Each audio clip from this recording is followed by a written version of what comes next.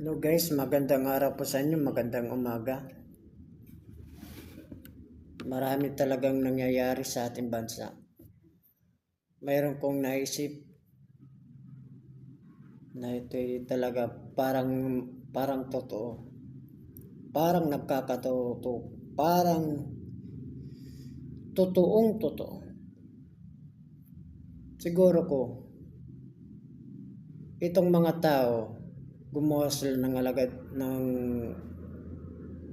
batas para sila samantala sa mga taong nasa baba, apihin, tarantaduhin, gawin kang tanga, bubo, inutil. Dahil ang kanilang batas hindi pangkapayapaan. Sila ang nangaapi sa mga taong walang alam ng batas. Ang ibig sabihin ng batas, kapayapaan, pagtulong sa kapwa, pangunawa sa kapwa, pag-intindi sa kapwa, hindi pang-argabyado, pang-tarantado, pang-gago, ginagawa kang bubo, tanga, inutil. Hindi yan batas, kundi yan ay panglalamang sa kapwa-tao. Biro nyo, lahat ng may lupain, kinakamkam ng mga politikong tarantado na to. Itong mga alagad ng batas, wala sa tamang katinuan. Bakit sunod kayo ng sunod? Na alam nyo naman na may titulo at private. Ibig sabihin, kapag private property, may owner yan, may sariling may-ari yan. Bakit papasukan yan ng mga politiko na ang gagawin lang nila doon ay mag-share ng kalikasan, mag-mining? Kapag umabot na yung mga dilubyo, baha ang kinalalabakasan.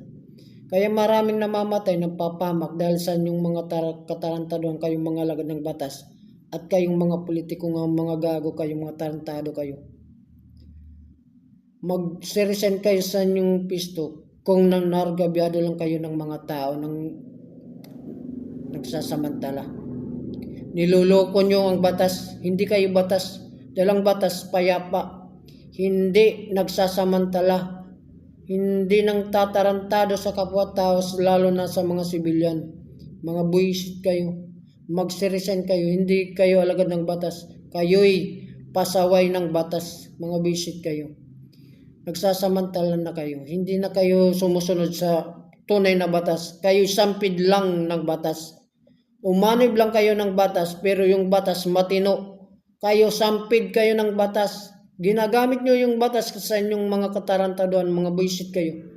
Magselos kayo.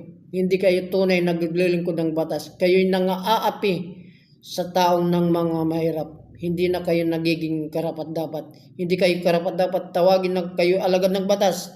Sapagkat ang batas ay kapayapaan, pagtulong sa kapwa, pangunawa, pagpaparuga sa taong bayan, hindi paninira, hindi pagsasamantala, hindi pangargabyado. Ang nakikita ko sa batas na yan, sa inyo ngayon naglilingkod, wala kong nakikita na matino sa inyo. Puro kayo ng mga api sa mga taong mga mahirap. Wala kayong mga tamang kasipan. Yung kinakain nyo, yung lahat ng kinakailangan nyo, tax ng taong bayan yan. Yung mga tao na yan ng mga pinagkukanan nyo ng mga lupa, nagbabayad yan ng tax sa kanilang lupain. Mga buwisit kayo. Pagtapos papasok kayo ng mga politiko, mga gago kayo na hindi nyo. Sino kayo? So guys, panoorin natin to na video kasi nakakakuha ng damdamin, kasi mga taong mahirap talaga yung kanilang piniperwisyo. Hindi sila naglilingkod sa tunay na sinasabing batas. Sila'y sampid na tinatawag na batas. Sila'y pasaway ng batas. Sila'y hindi sinusunod sa protokol ng batas. Ang batas, ang ibig sabihin ng batas talaga, kapayapaan, pagmamahal sa taong bayan, pag-unawa, pagpapahalaga. Pagpapahalaga sa pangkarapatan, pagpapahalaga sa buhay, pagpapahalaga sa kapaligiran. Yan ang tunay na batas. Pero kayo nagargabyado na, pati yung kalikasan, sinisira nyo na. Sumusunod kayo sa mga politiko na gusto sila ang maghari-hari. Yan ang tinatawag kayo yung mga alagad ng batas ng mga tuta ng mga politikong tarantado. Panoorin natin to guys. Ingana mi kahuyang diri sir. Dili mi ingana kahuyang ha. Imo kaliwa nila. This is a private property. Klaro de la ciudad de la Cruz Yuna. This is a private property. This is a private property. Pag ilaban yun ako ang akong yuta. Wa man na sila kasabot eh. Ilaban ako akong yuta. Bisan ata ta mag-abot. Private property. Dito At ba di ba na ako kamo ang nilaban sa mo, pero nilaban mo sa hallmark mining. Nilaban mo sa mga barangay captain, kagawad, nga wala. Tawa sila oh. Nga Nagtawa na wala. sila. Nga wala sila ikong documents. Wala court order. No! Ilaban ako itong katungod. Ang private property. No! This is a organization na sila ko. Ilaban ako ang katungod.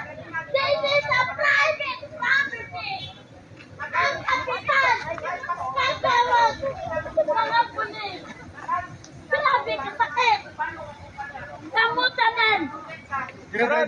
Ore, napundaw nila niyo. Ikaw mo yung kajiyanan ka lang. Ayaw ka kumandaw. Ayaw ka, wala ka.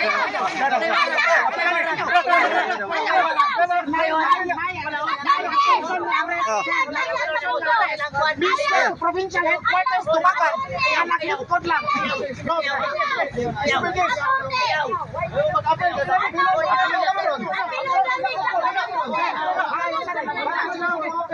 Atensyon na kayo. Sir, city ng police area Tubakan, sir. Siya mismo gusto niya rin sir.